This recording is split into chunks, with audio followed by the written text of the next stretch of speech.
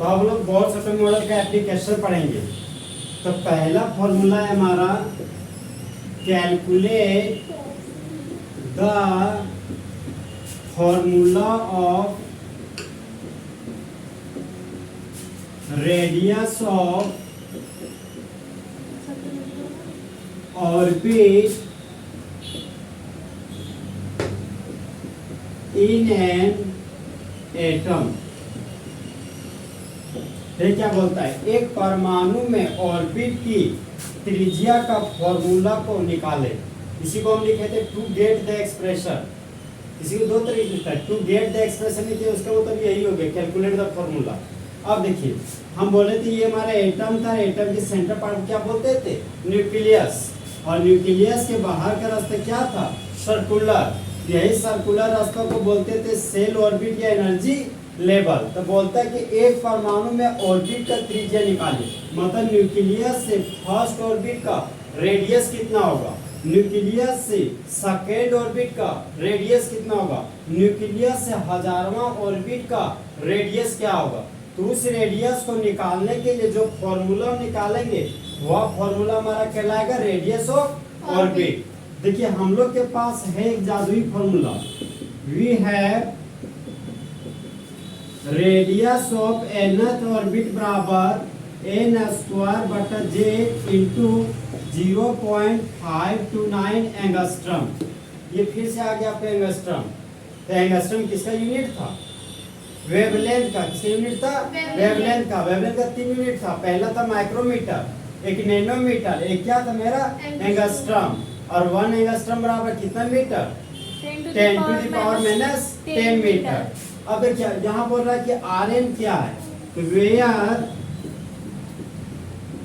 Rn बराबर, तो R हमारा क्या हो गया, रेडियस। R क्या हो गया आपका, रेडियस। यहाँ लिख दिया रेडियस ऑफ, और n हो गया हमारा nth ऑर्बिट, मतलब इनफिनाइट ऑर्बिट बोल सकते हैं इसको। तो रेडियस ऑफ nth ऑर्बिट हो गया। अब हमारा n क्या है, नंबर ऑफ मोल नहीं, नंबर ऑफ ऑर्बिट। हाँ नंबर ऑफ ऑर्बिट, चाहे इसी को बोल सकते हैं ऑर्बिट नंबर भी।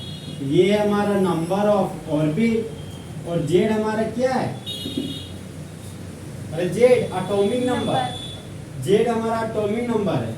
यहाँ लिखते हैं जेड हमारा एटॉमिक नंबर है। और पता है आपको एटॉमिक नंबर के एक और नाम है, न्यूक्लियर चार्ज। एटॉमिक नंबर के एक और नाम क्या है, न्यूक्लियर चार्ज, चाहे न्यूक्लियर नंबर भी बोल सकते हैं उसको। तो जेड बराबर, हाँ तो हम लोग के पास जो फॉर्मूला वो क्या है, रेडियस, बोलिए radius of nth orbit equal to n square by Z into 0.529 angstrom, where Rn क्या है, रेडियस ऑफ nth ऑर्बिट। तो nth ऑर्बिट का मतलब फर्स्ट ऑर्बिट बोल रहा है, सेकेंड ऑर्बिट बोल रहा है कि इनफिनाइट ऑर्बिट, अरे इनफिनाइट ऑर्बिट बोल रहा है, ऑर्बिट कंफर्म थोड़ी बोल रहा है। मान लिया आप हजारवां ऑर्बिट का भी रेडियस निकालना चाहिएगा तो ये फॉर्मूला से आपको निकल जाएगा। और n क्या है हमारा, नंबर ऑफ ऑर्बिट, और जेड आपका क्या है, एटॉमिक नंबर। तो एटॉमिक नंबर का एक और नाम था, क्या था, न्यूक्लियर चार्ज।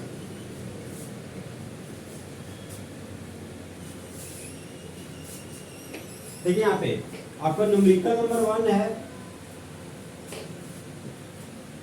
अच्छा नोट्स लिखे जा रहे हैं पूरा, हम लोग को नोट्स हम चेक कर लेंगे। आपका क्वेश्चन आपका radius of first orbit in hydrogen atom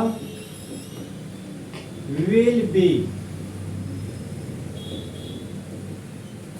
option number A 0.704 angstrom, option number B 0.529 angstrom, और ऑप्शन नंबर सी 1.058 एंगस्ट्रम, और ऑप्शन नंबर डी है आपका 0.264 एंगस्ट्रम। अब आ रहे हम लोग सॉल्यूशन की ओर। तो ये क्वेश्चन क्या बोलता है, क्वेश्चन बोल रहा है कि एक hydrogen atom, okay, hydrogen atom में फर्स्ट ऑर्बिट का रेडियस हो सकता है। तो इन चारों में से कौन ऑप्शन है अभी पता नहीं चल रहा है, हम लोग निकालेंगे। तो वी है, हम लोग के पास है एक फॉर्मूला। पहले देखिए क्वेश्चन में आपको दिया क्या गया, तो क्वेश्चन के अनुसार लिखते रहिए अकॉर्डिंग टू क्वेश्चन लोग को दिया क्या गया है। जहाँ देखा फर्स्ट ऑर्बिट, सबसे पहले फर्स्ट ऑर्बिट को सर्कल कर लिए। ओके, हमको हाइड्रोजन एटम का रेडियस बोल रहा है, तो यहाँ पर हाइड्रोजन एटम निकाल ली। एटम वाला हाइड्रोजन एटम तो लिख दिए, ऑर्बिट फर्स्ट ऑर्बिट दिखा, और निकालना क्या हमको रेडियस। मतलब मेरा फोकस तीन ही चीज पर है, एक हाइड्रोजन एटम पे, एक फर्स्ट ऑर्बिट पर, एक हमारा रेडियस पे। तो गिवन n बराबर n हो गया क्या हमारा नंबर ऑफ ऑर्बिट, तो कितना दिया गया 1। अरे फर्स्ट ऑर्बिट है तो नंबर ऑफ ऑर्बिट 1 हो गया। अब हमको हाइड्रोजन एटम दिया गया, तो हाइड्रोजन एटम का हमको क्या पता करना है, एटॉमिक नंबर। क्या पता करना है, एटॉमिक नंबर। तो हाइड्रोजन का एटम का एटॉमिक नंबर कितना हो गया 1। अगर हाइड्रोजन एटम का एटॉमिक नंबर 1 है तो प्रोटॉन कितना होता 1 और इलेक्ट्रॉन 1।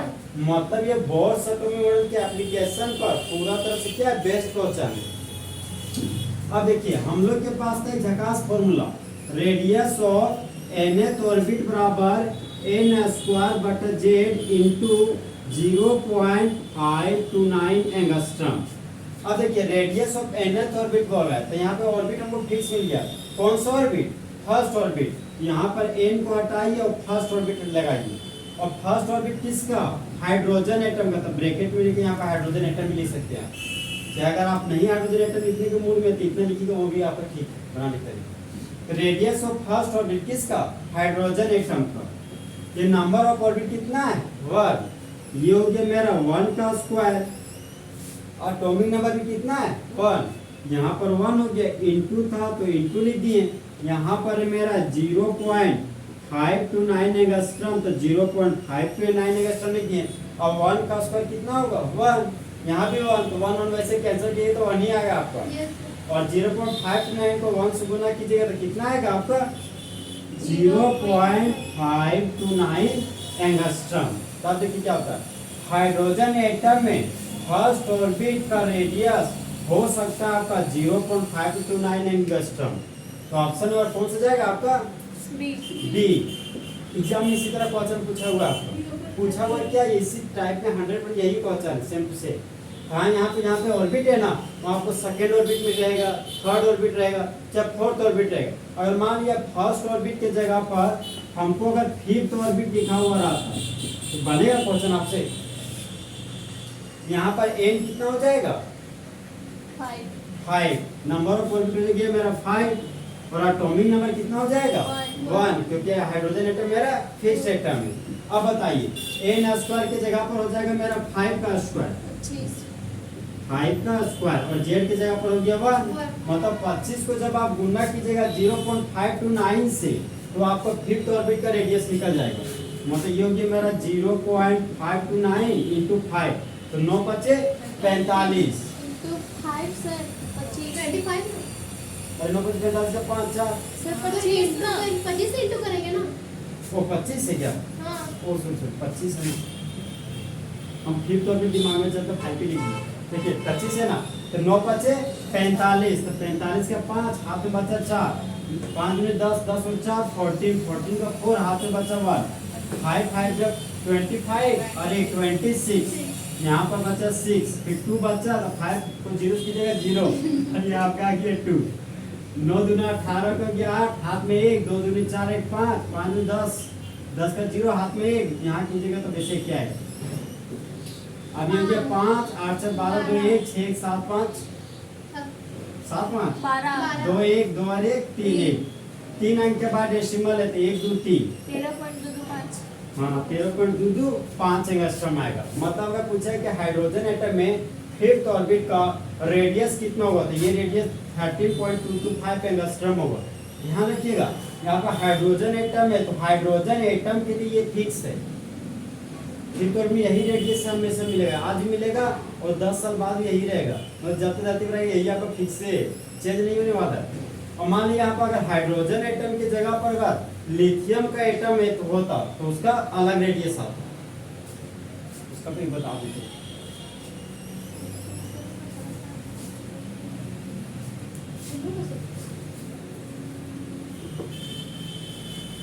नेक्स्ट क्वेश्चन है आपका radius of second orbit of lithium 2 plus ion will be.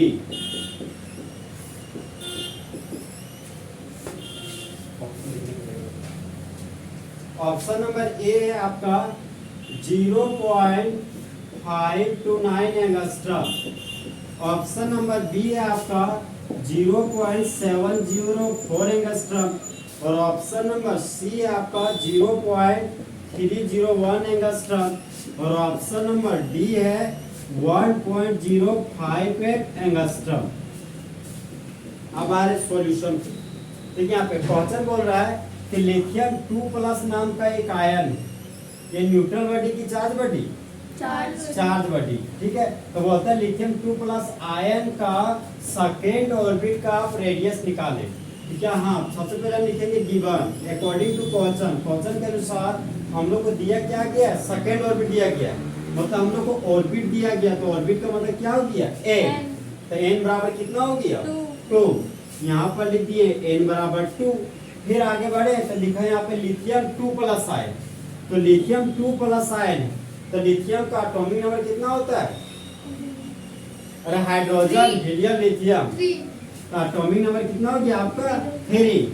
तो लिथियम 2 प्लस के पास एटॉमिक नंबर 3 है, तो प्रोटॉन 3 और इलेक्ट्रॉन एक इलेक्ट्रॉन कितना होगा 1। मतलब ये हमारा सिंगल इलेक्ट्रॉन स्पीशीज है कि multi electron, single electron species है। तो ये बोर्ड एटॉमिक मॉडल पर एप्लीकेबल है ये क्वेश्चन। अब हमारे पास क्वेश्चन था कि रेडियस ऑफ nth ऑर्बिट बराबर n स्क्वायर बटा j इनटू क्या था उसके बाद, अरे n स्क्वायर बटा z इनटू 0.529 एंगस्ट्रम था। ये फॉर्मूला याद करना है सर। 0.529 कहां से है? अरे वही तो बोलेगा कि ये जब बोले ना कल फॉर्मूला है ना, ये फॉर्मूला डायरेक्टली लिख दिया आपको, एक्सप्रेशन पूरा क्लियर नहीं किए। ये जो फॉर्मूला था इस फॉर्मूला पर ही क्वेश्चन आपका क्या क्या है फॉर्मूला है बताते हैं आपको। अरे बहुत लेजी फॉर्मूला है। देखिए रेडियस ऑफ nth ऑर्बिट है ना, ये फॉर्मूला बोलता है कि नहीं है 4 पाई पर मनोजी। अब इस फॉर्मूला से दिखाएगा देखिए आप, रेडियस ऑफ पहले तो ऑर्बिट है ना, तो n हो गया आपका ऑर्बिट नंबर, ओके। h हो गया आपका प्लेन्स कांस्टेंट, और प्लेन्स कांस्टेंट जिसका वैल्यू कितना था 6.626 into 10 to the power -34 joule second, और पाई का वैल्यू कितना था 22/7। अरे मास ऑफ इलेक्ट्रॉन का 1.91 हाँ 1.9, अरे 9.1 into 10 to the power -31 kg। अब देखिए z एटॉमिक नंबर है और यहाँ पर ऑर्बिट नंबर, दोनों अलग अलग है, वेरिएबल है। अब e हो गया आपका इलेक्ट्रॉन का मास, इलेक्ट्रॉन का मास कितना था, इलेक्ट्रॉन का मास अरे अभी तो आप बोल रहे थे 9.1 into 10 to the power -31 kg। तो यहाँ पे इलेक्ट्रॉन का मास नहीं, यहाँ का मास ऑफ इलेक्ट्रॉन बोल चुके हैं, ये आपका इलेक्ट्रॉन का चार्ज है। तो कितना होता है इलेक्ट्रॉन का charge -1.6 into 10 to the power -90 coulomb. तो जितना वैल्यू बोले ना वो सारा वैल्यू भी आप पुट कीजिएगा ना, तो आपको यही फॉर्मूला आएगा, समझे बात।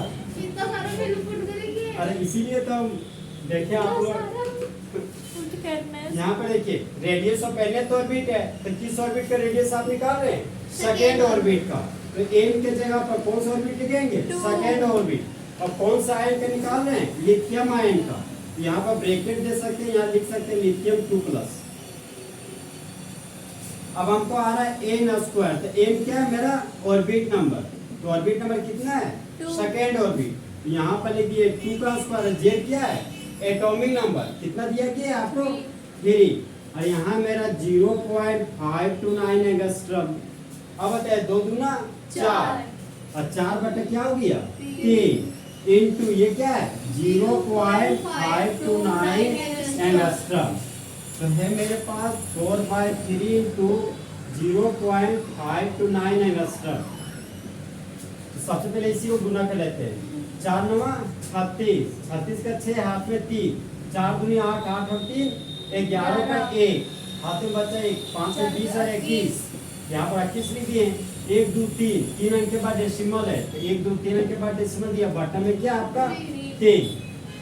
अब बताइए 3 सत्ते अरे 3 सत्ते 21, यहाँ 3 सत्ते 21 हो गया, ये तो चल गया। फिर 16 3 बचे 15, यहाँ पे 15 हो गया, बचा हाथ में आपका 1 तो मतलब डेसिमल ये 3 3 जा 9 मतलब 753 आ रहा। 3 अंक के बाद डेसिमल है तो 1 2 3। अब देखिए इससे रिलेटेड कहीं आ रहा है क्या? ये आप रिलेटेड बोला सर। अरे रिलेटेड बोलो, रिलेटेड उससे जुड़ा होगा सब। यहाँ पे जीरो भी होगा, मोबाइल से कैलकुलेट जीरो होगा। आप कैलकुलेट कीजिएगा मोबाइल से। 4 लिखिए 4 × 0.5 to 9 3 7 21 7 गया 3 5 15। अगर 0.704 होता आ जाएगा 0.705 0.705 आ रहा है, मतलब यही आपका है। तो ऑप्शन नंबर बी आपका क्या है करेक्ट। मतलब मेरा जो वैल्यू आया वो है मेरा 0.704 एंगस्ट्रॉम, यही तो आ रहा था। तो डिफरेंस आ रहा है ना। अब देखिए यहाँ पे लेकिन 2 प्लस आयन का सेकेंड ऑर्बिट का रेडियस कितना है आपका 0.704 एंगस्ट्रॉम, यही है ना। इसे वो समझ रहे हैं ना, गुना भाग आपको पूरा तरह करेक्ट करना पड़ेगा। एक ध्यान रखिएगा जब भी आप ऑब्जेक्टिव बनाइएगा तो आपको करीबी वैल्यू आएगा, कभी कभी 100% फिक्स आएगा नहीं। बहुत बार अक्सर देखा जाता है करीबी वैल्यू आता है, नजदीकी वैल्यू। यहाँ पर 5 4 है तो 5 आ जाएगा आपका, तो 4 और 5 पे कहीं आप डेसिमल वाला जो वैल्यू हम अभी बोले थे प्लेन्स कांस्टेंट बोले वहाँ पे 10 भी हो सकता है, ऐसा सही होता? क्या? हाँ, बोल जहाँ पे 10 रहता तब भी अरे उतना नहीं रहेगा और थोड़ी दूर रहेगा, और एक अंक का डिफरेंस है सिर्फ ओनली 1 है। 4 रहेगा तो 5 रहेगा, 3 रहेगा तो 4 रहेगा, 2 रहेगा तो 3 रहेगा, करीबी रहेगा। ऐसा नहीं है आप यहाँ पर 4 है तो रहेगा 10 उतना डिस्टेंस रहेगा तो न्यूमेरिकल गलत हो जाएगा आपका। जैसे हम लोग बोलते हैं कि प्लेन्स कांस्टेंट का वैल्यू कितना होता है 6.626 इतना बोले ना, तो बहुत सारे बच्चे मान लीजिए 6.628 पुट किया और 6 नहीं पुट किया, तो उसका डिफरेंस तो कुछ होगा ना। तो वही डिफरेंस की वजह से हम लोग हो जाता है कि 0.704 आना चाहिए था तो आगे मेरा 0.705 आ गया, चाहे 0.703 आ गया, तो वहां पे गड़बड़ हो जाता है। ये हो गया टाइप नंबर 2। यही 2 टाइप का अक्सर क्वेश्चन पूछता है आपका। टाइप नंबर 3 पे यदि क्वेश्चन नहीं पूछा होगा फिर भी हम बता दे रहे हैं आपको। रेशियो सुने कभी? नहीं रेशियो का मतलब क्या होता है? बट्टा नहीं, the ratio of radii of first 3 orbits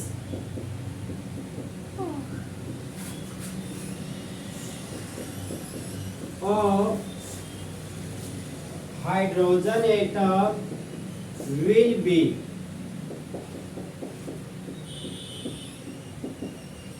option number A 1:2 2:3। सही पढ़ पा रहे हैं हम? 1:4:9। Option number C 2:4:9। Option number D 1:1:1। अब देखिए अब आ रहे हम सॉल्यूशन की ओर। क्वेश्चन बोल रहा है कि एक हाइड्रोजन एटम, मतलब ये हमारे एटम का सेंटर पार्ट था, सेंटर पार्ट को न्यूक्लियस बोलते थे और न्यूक्लियस के बाहर का रास्ता क्या होता था सर्कुलर, वही सर्कुलर रास्ते क्या बोलते थे सेल ऑर्बिट या एनर्जी लेवल।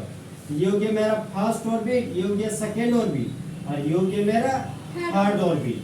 अब क्वेश्चन बोल रहा है कि आप हाइड्रोजन एटम लिए, तो बोले हाँ ले लिए, तो बोलता है हाइड्रोजन एटम के शुरुआती के 3 ऑर्बिट का मतलब फर्स्ट ऑर्बिट सेकेंड ऑर्बिट और थर्ड ऑर्बिट का रेडियस का रेशियो हो सकता है। यहाँ पे देखिए यहाँ रेडियस नहीं लिखा हुआ, रेडियाई लिखा हुआ है, पता है? हाँ बता रहा सही बोला। देखिए रेडियस हो गया आपका त्रिज्या सिंगुलर वर्ड, एक वचन से बोलते हैं, और ये आपका रेडियाई हो गया प्लूरल वर्ड। आप न्यूक्लियस को न्यूक्लियाई भी देखे हुए कैसे, तो वहाँ पर प्लूरल वर्ड है न्यूक्लियाई और सिंगुलर वर्ड आपका क्या है न्यूक्लियस।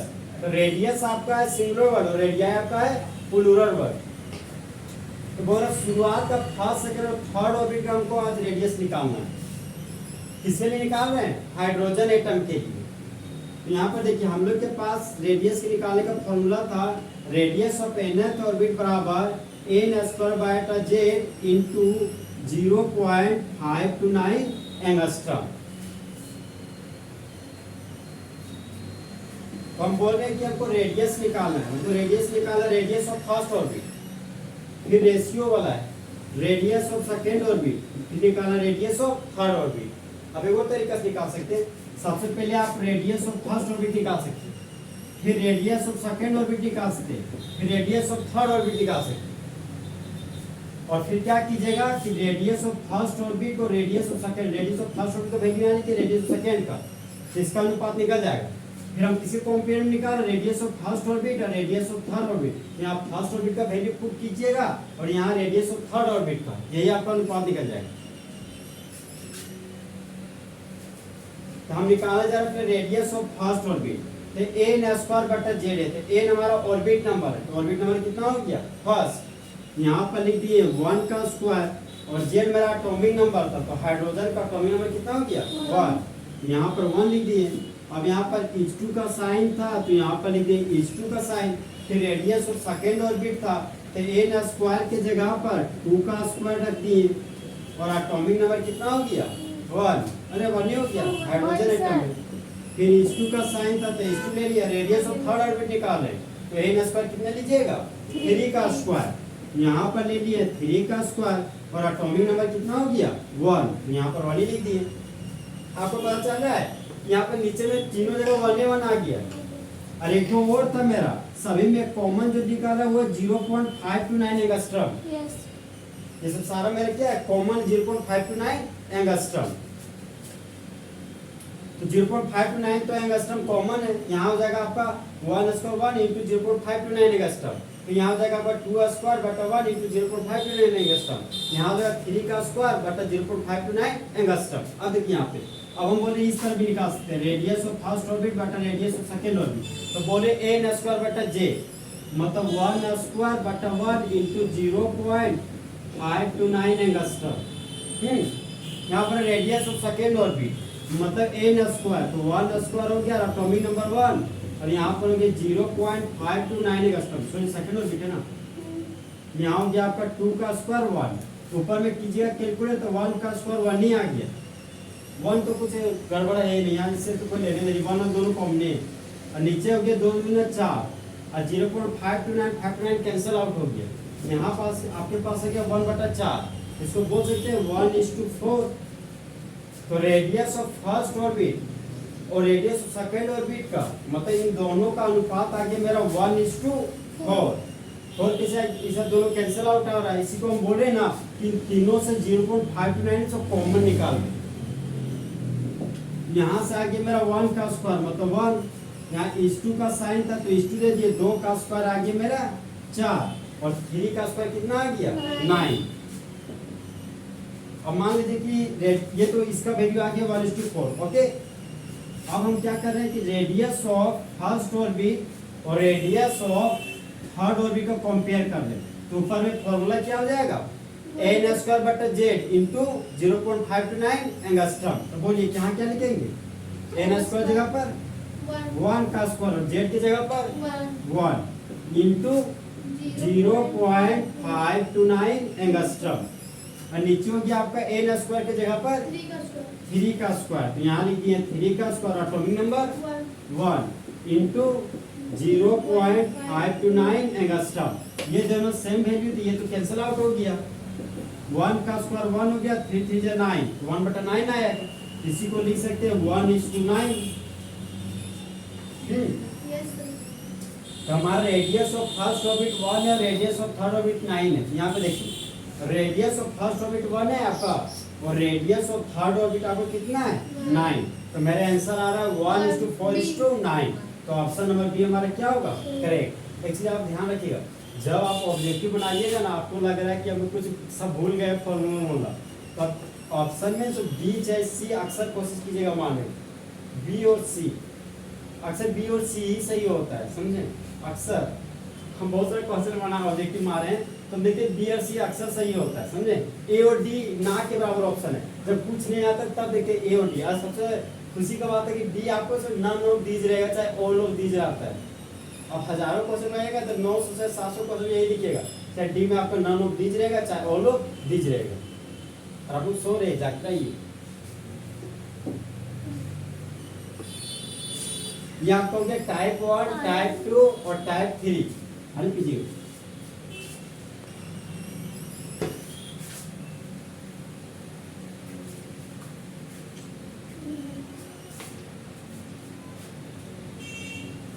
अगर नींद ना लगने वाला दवा खाइए। कहाँ मिलता है सर? और जब हंसने का दवा मिल सकता है क्या अभी तो रोने का भी सब चीज का, सब चीज का दवा मिलता है। सोने का भी। हंसने वाला दवा को पता है फॉर्मूला क्या होता है इसका? लाफिंग कैसे? लाफिंग गैस का। हाँ N2O। हाँ वही सही बोल रहे हैं आप। Nitrogen oxygen. हाँ ये नाइट्रोजन ऑक्साइड नहीं, इसको नाइट्रिक ऑक्साइड बोलते हैं, तो नाइट्रोजन चाहे डाई ऑक्सीजन- नाइट्रोजन ऑक्साइड भी बोल सकते सर हैं। बोल रहे नाइट्रोजन ऑक्सीजन से मिलकर बनता है। हाँ सर हाँ। क्या इससे कितने देर तक हंस सकते हैं? अरे मान लीजिए कि आदमी मरी है, वहाँ लौटना है और गलती आँख से से आंसू हंसी आएगा। सर मतलब सर, कितने देर क्या तक- होता है सर? इसका कब बुद्धि- तक रहता है असर? तो देखिए यहाँ पे अब है ना, सब लोग उसको कीजिए।